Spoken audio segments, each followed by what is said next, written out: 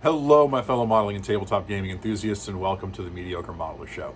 This episode is going to be one that you could find from just about any painter out there, and that is going to be how I do German field gray uniforms. So, I, after doing the Schreckwolfen, I wanted to start getting more of my German force for Conflict 47 built out. And I have two basic infantry squads, just grenadier squads. One is 5, one is 6, and I want to expand those out to a full 10.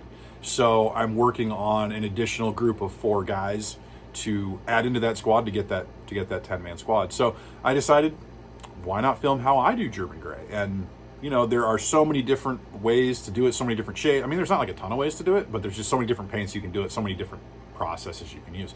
So as always, this is just how I like to do it. Again, my style, my process that I've developed. And you'll probably notice this kind of runs a little bit long for someone to be painting one miniature, but there's a lot of Bob Ross style kind of feed into this. I might kind of lead into that a little bit more in the future. We'll see what happens. I mean, you can't go wrong with the joy of painting. Maybe I should rebrand the joy of miniature painting.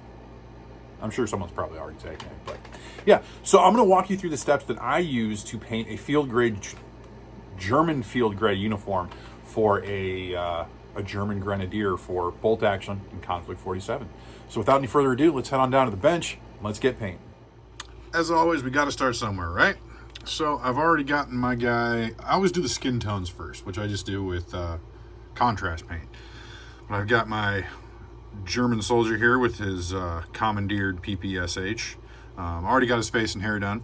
So we're going to go ahead and get his uniform base coated. And so the very first color we're going to use here is some AK acrylic German field gray. There's a lot of different companies that make this. I was just able to get some of this at a local store, so I've kind of used some of the acrylic and MIG when I can. But Vallejo makes it, lots of different places to get it. So I've already got some paint on my palette and already kind of thinned it down. Excuse me. So my procedure or my process that I've kind of been refining over the last year or so. I usually like to start by just going around any place with, a finer pointed brush. I'm using a size 1 Winsor & Newton professional series. The watercolor brushes, these are kind of my favorite.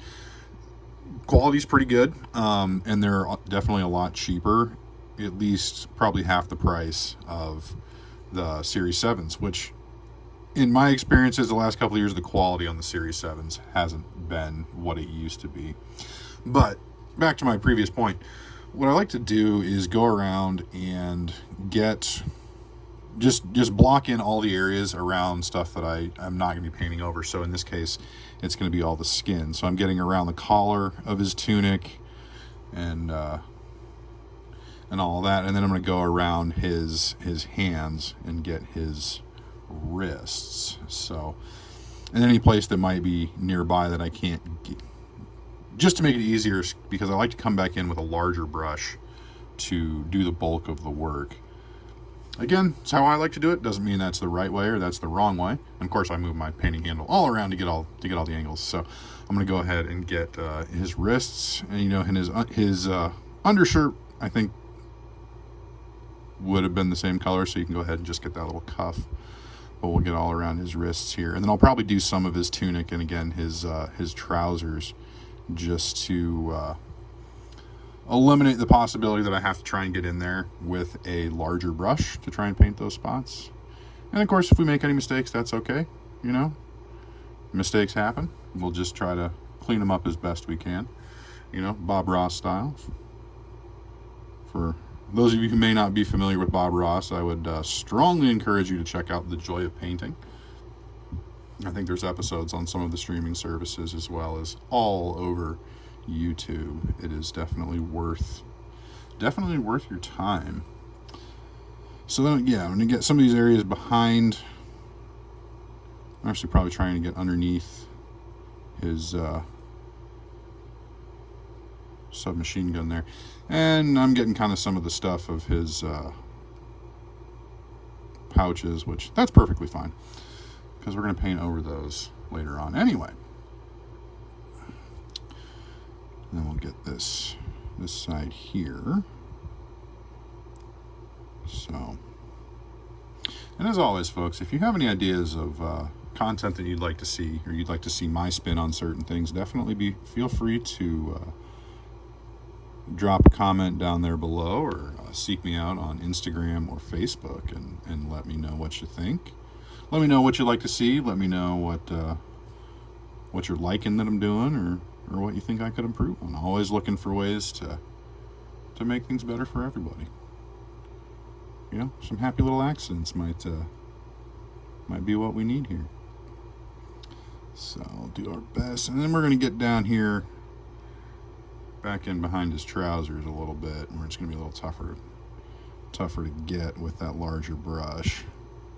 Just trying to get, some of these parts, trying to get with a larger brush that I'm going to be using would be a little more challenging. So just base coat these now with a finer brush. It's going to make it a little bit easier.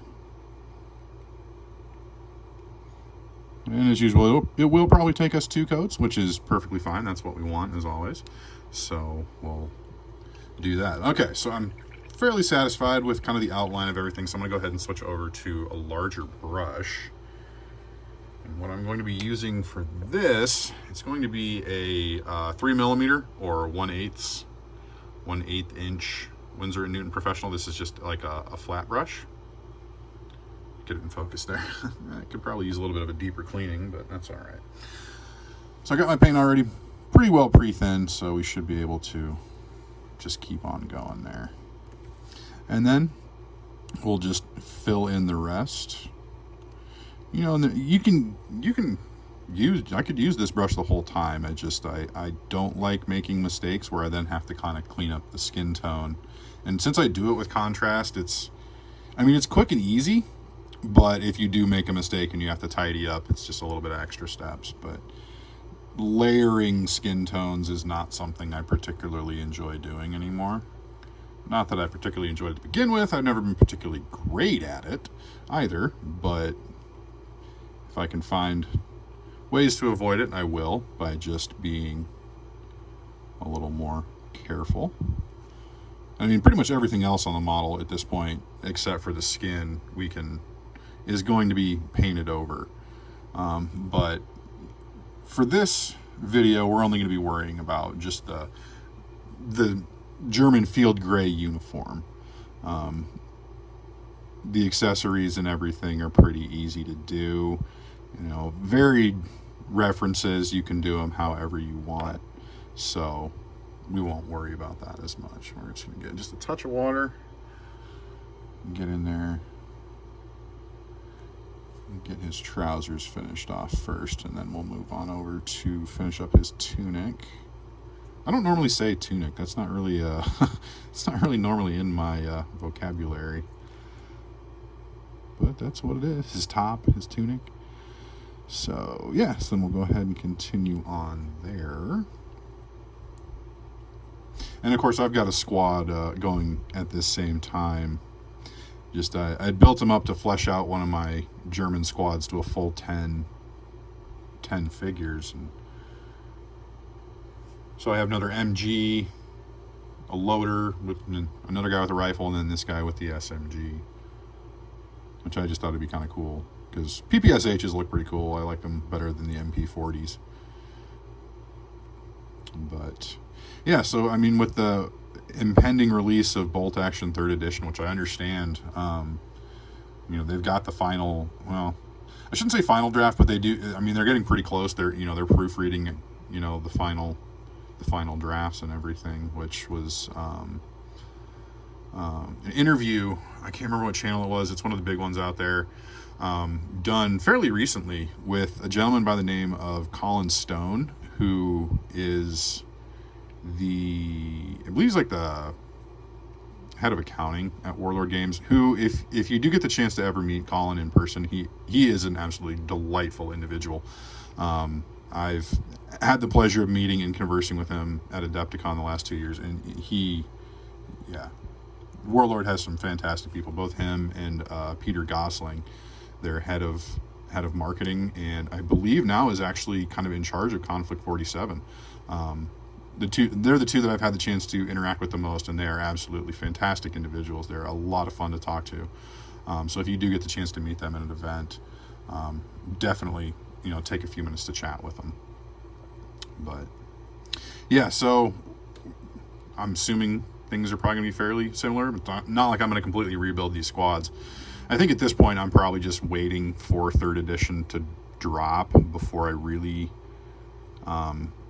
start getting into it and start playing. I mean, I'm going to kind of really dive into Conflict 47 this summer, I think, and then just kind of see what happens with that. I think the development on that's going to be a little bit slower, which is perfectly fine. But I think, yeah, that's going to be pretty awesome as well. So speaking of also awesome stuff, so we've got our base coat on our trooper here, our rifleman, our grenadier, if you will. So we're going to let this dry, and then we're going to come back, obviously, with a wash. I think we're going to use a black wash to cover the whole tunic, and then we'll, once that's done, we'll bring the uniform back up using this same German field gray, and then from there we'll give it a good highlight. So once this is dry and we've got that wash applied, we'll be back to start bringing things back up. The wash has been applied and it's all dried.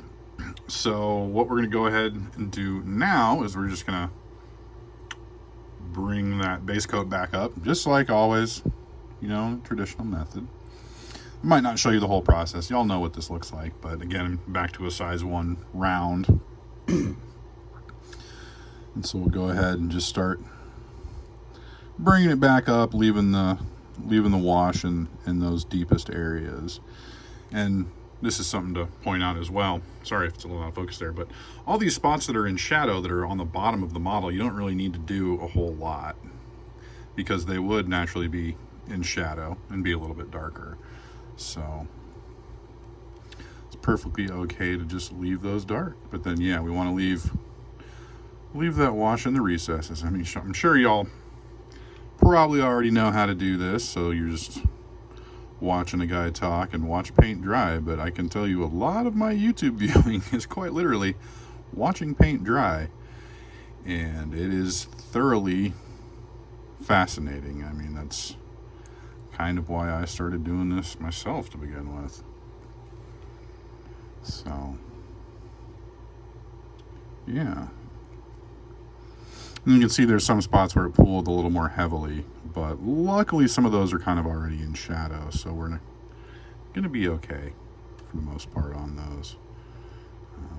As always, you don't have to be perfect.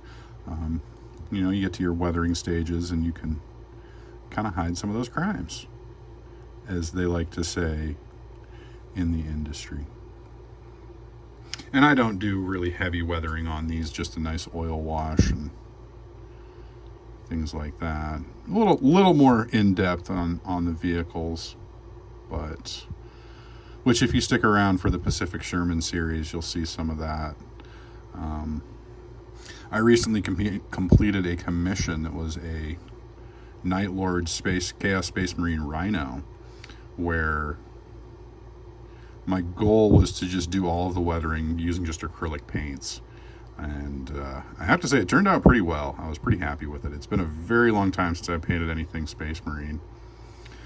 And, and I have several Horus Heresy armies myself, 3 full Space Marine armies, Ultramarines, Sons of Horus, and Dark Angels. And it's been several years now since I've actually painted anything for any of those armies. I've been doing pretty much exclusively my Solar Auxilia for Horus Heresy the last couple of years, which I've just been having an absolute blast with, especially with those new plastics out too. Those have been fun so far. I've only painted 2 models. 2 of the new plastic models for that army I've only bought, I think 3 or 4. I bought a second box of the new Light Sentinels so I could do those as the special elite variant. I've got those built and primed. I haven't gotten around to painting them, but I did paint my 2 original, just basic ones, and those turned out pretty well. I was pretty happy with those. And then I've also got my 1 heavy Sentinel and my tactical command section that I still need to paint. But yeah, we'll get around to that all in good time. And one of these days I'll probably do a tutorial on how I paint my Solar Auxilia infantry. I know a lot of people are getting into those and starting solar auxiliary armies or allied detachments. Yeah, it's kind of weird to talk about Horus Heresy when I'm painting a bolt action figure, but that's okay. We're going to talk about whatever comes to mind, just have a good time, get some painting done. Usually I'm just sitting here painting while I got something playing on my tablet, and I just start giving recommendations of what I've been watching. I'm sure this is exactly what everyone really wants to see, but yeah. I mean, we're almost done here with this guy, so we might as well just keep going, finish him up still here on camera. This might be a little bit longer video, but that's okay. That's okay. I got nowhere to be. Nowhere to be. It's been an interesting week this week. I tell you what, I've had some unusual experiences, but yeah, learning experiences helped me grow as a person, as an adult, and learn more about cars and how parts on cars fail and how you don't know when they're going to fail, and even the professionals don't know when they're going to fail. But that's a story for another time. Not what you're all here to see. So yeah, I was just keeping along here and just taking a little care. As long as you don't have to be perfect. That's one thing is, I hold myself to a pretty high standard, and I know I'm not perfect. I am, I call myself the mediocre modeler, and that's kind of a thing that stemmed out of when I was first started going to IPMS meetings, or the International Plastic Modelers Society. I joined a model club. I'm still technically a member. I just don't get to the meetings. You always want to, in those circles, building the perfect model for competitions is the thing. But, a lot of times I'm just like, yeah, good enough. Mediocre is good enough. So it's kind of how I coined my moniker, the mediocre modeler. I don't like how that's one big black patch. So we're just going to kind of bring a little more color in there, kind of bring that down just a little bit, reduce the size of that a little. But you can see I'm kind of leaving the very bottom part of his sleeve there, just leaving the wash there to kind of help with that shadow. And that's the thing. I probably mentioned it before. With this scale, we're trying to overdo the contrast to really make it show up more, kind of exaggerate those shadows. In some cases, exaggerate the highlights. I don't like doing the highlights as much. You see some of these painting styles, just emphasis is on just exaggerating those highlights as much as they can, and I'm not as much a fan of that.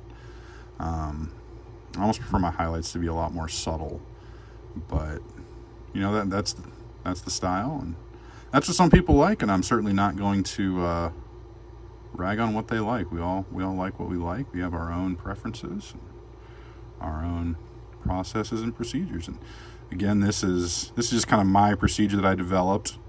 And a lot of times I'll take,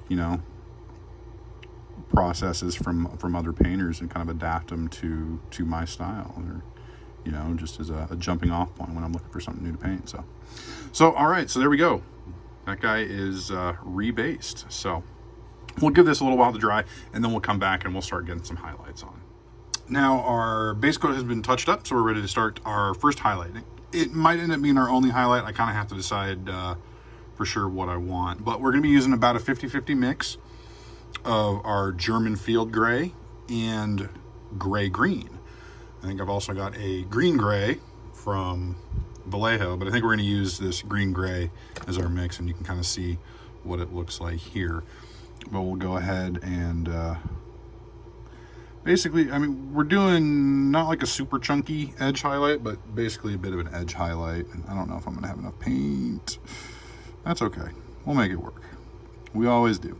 So here, yeah, basically we're just going in, we're getting all those high points. And again, just kind of be cognizant of where those natural shadows would fall.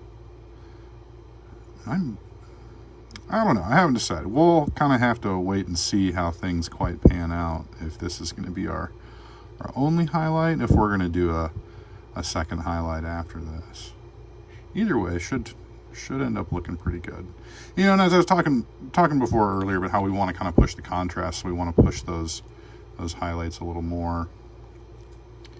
I don't know. I just don't know. Let me know down below what you think I should do. I mean, we'll see what I end up doing, but just let me know what you think looks good.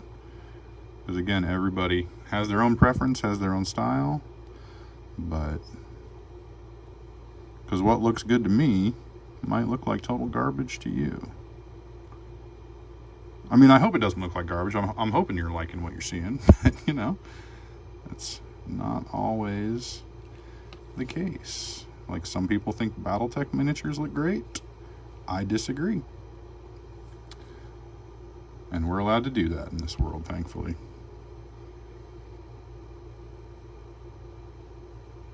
But yeah, this step should go relatively quickly. And so far we've used 2 paints and a wash, which I think is always kind of nice. Obviously, a lot more colors get used to fully finish the model. And you can kind of see on my hands here, I'm neglecting to wear a glove this time. I kind of wish I hadn't, because all the spray paint that's gotten all over my painting handles is rubbing off on my hands. So that's why you'll normally see me wearing gloves when I'm painting. It's definitely my preference to wear gloves. I just decided not to. My kids were doing a chopped style dinner kind of thing, using some leftovers out of the fridge, and dessert is ready, so I got to wrap this guy up pretty quick so I can go get some dessert. It involves apples and puff pastry, so it should be pretty good, whatever it is. Yeah, all we gotta finish up on this guy is just the front of his chest here, and then I'm gonna be heading down for some dessert. Then I'll just kind of cook on it for a little bit, decide if I want to have another highlight or not. Just his buttons, that top part of his, or that seam. And there we go. So we'll come back here in a little bit and let you know what we're going to end up doing. So I went ahead and did one more highlight on the rest of the squad that I'm working on, and I liked where it was going. So I'm going to go ahead and do it for this guy. And we're going to do that with 100% pure uncut gray-green. So this is just going to be real quick, fast edge highlight, just using that gray-green, just on kind of like those most prominent upper surfaces. Just a quick little one, and kind of on the corners and stuff, just to kind of bring it up a little bit more. And those are a little bit chunkier than I really would like, to be honest. So I didn't want to switch to a smaller brush, so I'm still using that same number 1 for all of them. But yeah, we'll just kind of get those topmost areas, just kind of the top of that seam in the sleeve there, down the back of his collar. Just a real quick and dirty, well, not dirty, I mean, I still want it to be fairly precise, but I just want to get a good little more brightness to it. And of course, looking at those folds, yeah, I mean, you can just see just how quick those are gone. Just nice, easy, quick ones. Just the very tips of some of these folds, like that. You can see we're almost done. We're done with his tunic there already, so we're gonna move on to his trousers real quick. And again, since a lot of this is going to be hidden, on the bottom side, we don't have to do a ton. Just enough to give just a little bit more recognition. Like that, just a little tiny one right there. Happy little highlight. And he's maybe brought a few little friends. I'm telling you, check out Bob Ross. Definitely. Oh, in case you're wondering, dessert was wonderful. We had some homemade ice cream from a while ago that my father made and brought over for one of the kids' birthdays. Puff pastry with apples and brown sugar in it, and some whipped cream. So there we go. There is our completed German field gray uniform, at least how I like to do them. I think in my notes I've got a little bit differently. I think I use like a white gray to mix in for a final highlight, but I decided to go a different route. That's another thing. If you don't write down your paint recipes, I highly recommend that. I've got a notebook just for it. Keeps me from forgetting a lot of stuff. Even though there's a number of recipes that I haven't written down for things I've painted in the past. But, if you're painting a wide variety of miniatures, I would strongly recommend writing down your recipes. So yeah, so there's our sample figure who almost got some more paint. And then we've got the other members of his squad here. And it's kind of tough to see with the oblique angle of the camera. Oblique, the right term? I'm not sure. But there's the other members of the squad, painted up to the same steps. So we've got our MG gunner here, and we've got our other rifleman wearing his Zeltbahn, which we will be doing a tutorial on how I paint Zeltbahns here before too long. You can see these two also have the spring pattern oak leaf camo helmet covers. I just decided to do that. Kind of in my head canon, these being 1947, that the SS has kind of taken over and is giving everybody their stuff. So yeah, and then of course it's our assistant MG gunner. He's got the spare barrel on there. I tried putting the ammo belt around his neck, but that just wasn't working. And then of course we've got our sample figure here. Well, I sure hope you folks enjoyed painting all those happy little folds in the trousers and the tunics, because I sure did. Seriously, if you haven't ever watched a video or an episode of Joy of Painting, go do it right now. I mean, close out of this video, come back, listen to the last 30 seconds, but go watch an episode of Joy of Painting. It's the most wonderful thing you're ever going to experience, ever. Yeah, so that's how I like to do my German field gray uniforms. Pretty simple. I mean, we use 2 different paints and a wash. So pretty simple. And, pretty good results. And you can always combine that with different camo patterns of helmet covers. Like you can use the oak leaf pattern or sort of the splinter pattern, which you see a lot of times on Zeltbahns. Sort of that poncho tent half that they had. And, as I said during the video, I'm going to work on getting a tutorial on how I do Zeltbahns here before too long. But yeah, so that's how I do it. Again, pretty simple, pretty basic processes. So definitely give it a try. And again, you don't need to use the exact paints that I use. Those are just ones that I use. And I'm really kind of starting to like those AK 3rd Gen acrylics, as well as the Ammo by MIG paints, which I didn't use in this one, used in some other videos, but definitely check those out. Vallejo has some good ones. You can use Tamiya, which is a little bit tougher to brush paint, but you can use whatever you want. Mix up your own custom mixes, do what you got to do. So yes, as always, I hope you enjoyed that. If you want to help support the channel, you can always like, comment, and subscribe, but you can also click that link down there in the description to go to Warlord Games and buy your miniatures direct from them. Yeah, a little bit. I mean, even if you just click the link and go visit, but buying your miniatures through that link will definitely send a little bit back to the channel to help things out, help me keep this going, keep this crazy venture going. So I hope you folks enjoyed the video. As always, thank you so much for watching and joining me on this adventure. So until next time, may your paints be thin, your brushes be pointy, and your dice be hot.